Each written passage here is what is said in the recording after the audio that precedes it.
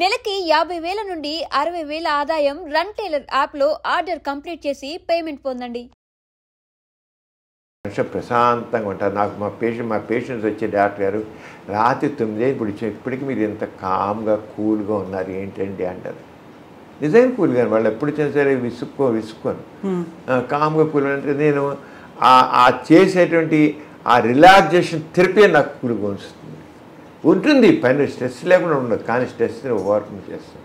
అంచేత ప్రతి ఒక్కరు హౌ టు ఓవర్కమ్. అంచేత యోగా అనేది అంటే యోగా అంటే ఇప్పుడు యోగా అనేటికల్లా ఆత్మ పరమాత్మ ధ్యానం ఇవన్నీ అవన్నీ పక్కన పెట్టేసేయండి. స్ట్రెచ్ ఎక్సర్సైజ్, కాన్సన్ట్రేషను, శ్వాస మీద ధ్యాస పెట్టేసే ఆ డైవర్షను అవన్నీ వస్తాయి. అంటే ఈ లైఫ్ స్కిల్స్ కావాలండి మనకి. లైఫ్ స్కిల్స్ ఇప్పుడు జరుగుతుందంటే మనకు తక్కినన్నీ చదువుతున్నాము, మన గురించి మనం చదవట్లేదు. అది పెద్ద ల్యాకింగ్ ఎడ్యుకేషన్లో. మన గురించి ఇప్పుడు అదే మీకు సెక్షువల్ ప్రాబ్లమ్స్ ఉంటున్నాయి. ఎందుకంటే సెక్షువల్ మనం బాట్ని చదువుతాం, జుబాలు చదువుతాం, ర్యాబిట్స్ గురించి, ఎర్త్వామ్స్ గురించి, వాటి గురించి, కాక్రోచ్ల గురించి చదువుతాం, కానీ వాటిని జంతువులన్నిటి గురించి చదువుతాం, కానీ మన గురించి మనం చదువుకో మనకి జీరో. ఎంత పిల్లలు ఎలా పుడతారో కూడా తెలియనంటి మనుషులు ఇప్పటికీ ఎలాల్సిన బాయ్స్ అండ్ గర్ల్స్ ఉన్నారు. ఎలా పిల్లలు పుడతారు అని తెలియదు. అసలు అంత ఇదిగా ఇగ్నోర్ చేసి ఏంటి పని. అంచేత మన గురించి మనకి తెలుసుకోవాలి. వాళ్ళు మామూలుగా ఫిలాసఫీ స్పిరిచువాలిటీలో నీ గురించి నువ్వు తెలుసుకో, నీ గురించి నువ్వు తెలుసుకో అంటారు. తెలుసుకోవడం కాదు మనకి, అది అనవసరం. ఆ స్పిరిచువాలిటీ నీ గురించి తెలుసుకునేది వేస్ట్.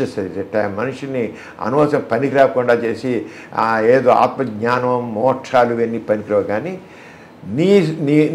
నువ్వు ఎలాగ మంచి మనిషిగా నువ్వు ఉండగలుగుతావు, నువ్వు హ్యాపీగా ఎలా ఉండగలుగుతావు, నువ్వు సుఖంగా ఎలా ఉండగలుగుతావు, సంతోషంగా సుఖంగా నువ్వు ఉండాలంటే ఎదుటి వాళ్ళతో చక్కగా కలిసి నీలో ఈగో లేకుండా ఉండాలి, అందరూ కలిసి పనిచేయాలి, విషయజ్ఞానం చేసుకోవాలి. అంచేత అలాగే వాళ్ళ ఏ రకంగా హెల్త్ని అంటే ఆరోగ్యం ఎలా చూసుకోవాలి, ఆర్థిక పరిస్థితి ఎలా చేయాలి, వర్కర్ సంబంధించింది ఎలా చేసుకోవాలి, ఇవన్నీ తెలుసుకుంటే మన జీవితంలో సక్సెస్ అవుతాం. అందుకంటే నేను అందరికీ తెలుసు విషయాలు, కానీ విచిత్రం ఏంటంటే అందరికీ అన్నీ తెలుసు కానీ పాటించరు. అన్నీ తెలుసు, తెలియని ఎవరికి అన్నీ తెలుసు కానీ పాటించరు. అది పాఠం జీవితాన్ని. ఆ డిసిప్లిన్ కాదు. మనం పనికిరాని టీవీలో సీరియల్స్, పనికిరా అత్తాకోడలు గొడవలు, ఆ ఈషు ద్వేషాలు, అసూయలు, కుట్రలు చూడడానికి టైం పెడతాం. కానీ అరే మీ గురించి మీరు తెలుసుకోవడానికి టైం ఎందుకు పెట్టరు? నేను అదే అంటే ఒక ఎక్సర్సైజ్ ఎందుకు చేయరు? కొంచెం ఇంట్లో చేయండి, బయటకు ఇంట్లో కూర్చొని యోగా చేయండి. కాస్త ఎక్సర్సైజ్ ఇంట్లో గది చాలు, ఆ గదిలోనే చేతులు కాళ్ళు ఊపండి, కాస్త కాళ్ళు ఊపండి. ఇవన్నీ మొత్తం స్ట్రెచ్ నొప్పులు లేకుండా పోతాయి. ప్రతి వాళ్ళు చూసుకుంటే నా మెడ నొప్పండి, నడుము నొప్పండి, కాళ్ళు నొప్పులండి, ఈ కండాలు నొప్పులండి, ఏంటి హాస్పిటల్ వచ్చేవాళ్ళు అందరూ చూస్తారు. నాకు నిజంగా ఇస్తాను ప్రతి వాళ్ళకి నీకు ఈ వీళ్ళకి కేవలం 2 రోజులకి 3 రోజులు సార్ ఎక్సర్సైజ్ చేయని చెప్తాను. నేను ప్రతి వాళ్ళు చెప్తాను వేసుకోవద్దు, లేనిపోయిన సైడ్ ఎఫెక్ట్స్ వస్తాయి, కడుపులో మంట పుడుతూ ఇంకోటి అవుతుంది. ఎందుకు ముందు ఎక్సర్సైజ్ చేయి. వాళ్ళకి నచ్చదని కొన్ని విషయం అన్ని తినాలి, నోటి జిహ్వచాపల్యం, అలా షుగర్ ఉంటుంది, షుగర్ కంట్రోల్ చేసి డైట్ కంట్రోల్ చేస్తే చేయాలి. మనకు కావాల్సిన దానికంటే మనం 4 రెట్లు ఎక్కువ తింటాం. అది గుర్తించాలి. ఇప్పుడు మనకు కావాల్సిన దానికి 4 రెట్లు ఎక్కువ తింటాం. దాన్ని సగమే కట్ చేయలేమా, ఒక 1/3 కట్ చేయలేమా తినే దాంట్లో. ఎందుకు ఉల్లిలో పెంచాలి? దేనికో దానివల్ల బీపీలు, షుగర్లు, కొలెస్ట్రాల్ రావడానికేను. ఇప్పుడు థైరాయిడ్ ప్రాబ్లం ఎంత అయిపోయింది, చాలా ఎక్కువ అయిపోయింది థైరాయిడ్ ప్రాబ్లం కూడా మన డైట్లో సరిగ్గా లేకపోవడం వల్ల. అంటే ఇవన్నీ చెప్పడానికి ఒక డాక్టర్గా నాకు చెప్పడానికి అర్హత ఉంది, చెబుతున్నాను. కానీ మనం అంటే నేను చెప్పాను మన గురించి మనం తెలుసుకోవట్లేదు. అది నేను చెప్పేది. Know about your self. ఆ పనికిరాని ఆ ప్రవచనాల్లోకి వెళ్ళి కూర్చుని ఆధ్యాత్మిక గురించి నీ గురించి నువ్వు తెలుసుకో అని అంటే కాదు. నీ గురించి తెలుసుకో అనేది నీ హెల్త్ గురించి తెలుసుకో, నీ ఇంటర్పర్సనల్ రిలేషన్స్ తెలుసుకో, నీ సోషల్ రెస్పాన్సిబిలిటీ తెలుసుకో. ప్రతి వారికి తన సోషల్ రెస్పాన్సిబిలిటీ ఉంది. ఆ సోషల్ రెస్పాన్సిబిలిటీ తెలుసుకో. ఏముంది, అంత హ్యాపీగా ఉంటుంది. ఇప్పుడు మీరు ఒక మాట అన్నారు, సెక్సాలజీ పట్ల అవగాహన అనేది లేదు అనుకున్నప్పుడు అపోహలు కూడా అట్లాగే ఉన్నాయి కదా. మీ ఇన్నేళ్ల సర్వీస్ చూసిన తర్వాత ఏది ఎక్కువ ఉంది, అవగాహన లేకపోవడమా, అపోహల? దేన్ని ఎలా చూస్తారు? అపోహలు ఉన్నాయి, అర్థంబద్ధమైన నమ్మకాలు ఉన్నాయి. వీటన్నిటి మూల కారణం సరైన నాలెడ్జ్ లేకపోవడం. నాలెడ్జ్ ఈజ్ పవర్ అంటాం. ఈ నాలెడ్జ్ ఈజ్ పవర్. ఆ నాలెడ్జ్ లేకపోవడం వల్ల ఇంకోటి ఏంటంటే మనిషికి కాస్త క్రిటికల్ థింకింగ్ కావాలి. Scientific knowledge and scientific temper అంటాం. క్రిటికల్ థింకింగ్, కొద్ది విశ్లేషణాత్మకమైన పరిశీలన, ఆలోచన కావాలి. ఆ క్రిటికల్ మన ఎడ్యుకేషను ఆ క్రిటికల్ థింకింగ్ని పెంచడం లేదు. ఆ క్రిటికల్ చిన్నప్పటి నుంచి ఎందుకు, ఏమిటి, ఎలా అని అది. ఇప్పుడు చాలామంది మగవాళ్ళు హస్తమయం చేస్తే వీక్ అయిపోతాం, దాంపత్య జీవితం పనికిరాం అనుకుంటారు. అరే హస్తమయం చేస్తే పనికిరాం అనుకున్నారు, ఓకే.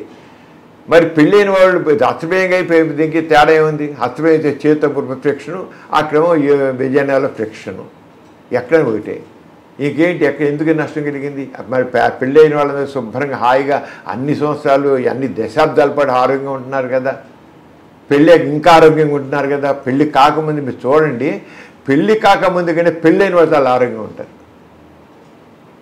ఎందుకంటే ఎప్పుడైతే వాళ్ళు దాంపత్య జీవితం పాల్గొంటారో ఆ మనసు పాల్గొంటే వాళ్ళకి ఫీల్ గుడ్ హార్మోన్స్ అంటాం. డాపమైన్ రిలీజ్ అవుతుంది, సెరోటోనిన్ రిలీజ్ అవుతుంది, దానివల్ల టెన్షన్స్ అవుతాయి, ఆక్సిజన్స్ మనుషులు ఒక రకమైన దగ్గర వాళ్ళకి పురుగుంది, ఎండార్ఫిన్స్ వస్తాయి, మనిషి ఇమ్యూనిటీ పెరుగుతుంది, చక్కగా ఉంటుంది ఇమ్యూనిటీ పెరిగి. అంతే మనిషి ఆరోగ్యంగా జరుగుతుంది. దాంతో ఇంట్లో ఒక టైం భోజనం చేయడం ఉంటాయి, చిన్న మామూలు టైం భోజనం చేయడానికి సరిగ్గా ఉండరు, చదువుకున్న రోజుల్లో స్ట్రెస్ పెరిగింది. అంచేత ఈ సెక్సాలజీ దాంట్లో ఎందుకు, ఏమిటి, ఇప్పుడు చాలా ఏమనుకుంటారంటే ఒక వీరి బొట్టు 60 రక్త బొట్టులతో సమానము అని ఒకటంటే, ఇంకోటి ఒక వీరి బొట్టు 100 రక్త బొట్టులతో సమానం అంటాడు.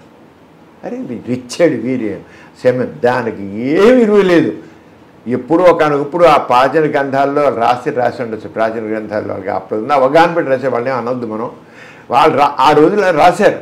కానీ సైన్స్ ఇది అడ్వాన్స్ అయిపోయి కూడా ఇప్పటికే పట్టుకుని వేలాడడం అంటే మన మూర్ఖత్వాన్ని కాకపోతే ఇంకేం తెలియజేస్తుందండి? సైంటిఫిక్ థింకింగ్ నిజమేనా?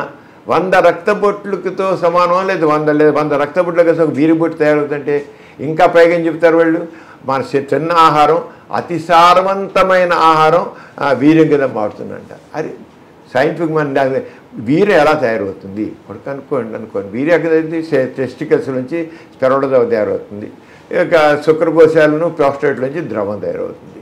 ఆ ద్రవం కూడా పర్పస్ ఏంటి? శుక్రకోశాల ద్రవము వీరికణాలు వచ్చే స్టోర్ అయితే అది సర్వే అవ్వడానికి కాస్త ఫుడ్ లాగా అప్లై చేస్తుంది. ప్రోస్టేట్ ద్రవం బయట నెట్టడానికి ఆర్గనైజ్ నెట్టి విజయనగరంలో కాస్త 2-3 రోజులు స్టోర్ విజయనగరంలో కానీ ఇంట్రెస్ట్లో కానీ ఉండడం కోసం అది ఉపయోగపడుతుంది. ఆల్కలైన్ నేచర్లో ఉండి చేస్తుంది అన్నమాట. అలాగే ఉంటే అంతే, దానికి ఏం లేదు. ఏమిటి అసలు వీరం అంటే ఏమిటి, వీరి కణాలంటే ఏమిటి, అసలు వీరి ద్రవంలో ఏముంటుందని అసలు అనలైజ్ చేస్తాడా? ఎవడో చెప్పాడని చెప్పేసి ఇంకా నమ్మేడమేనా ఒక వీరం? అందుకే కవిత గారు నేను చెప్పేది ఏంటంటే, ఒక విషయాన్ని బ్లైండ్గా బిలీవ్ చేయవద్దు. ఒక విషయాన్ని నీ అంతా నువ్వు విశ్లేషణ చేసుకో, క్రిటికల్ థింకింగ్ అని చెప్పిన అదే అది కావాలి మనకి. అది లేదు ఎడ్యుకేషన్లో. నువ్వు బ్లైండ్గా నమ్మొద్దు.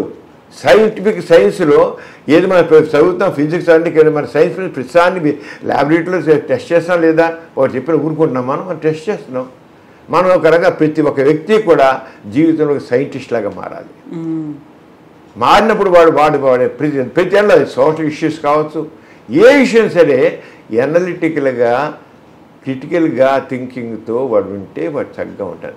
అంచేత సెక్షువల్ ప్రాబ్లమ్స్ విషయంలో తీసుకున్నట్లయితే చాలామంది ఇప్పటికీ హస్తమయం చేస్తే మనిషి పాడైపోతాడు, వీరి నష్టం అయితే మనిషి వీక్ అయిపోతాడు.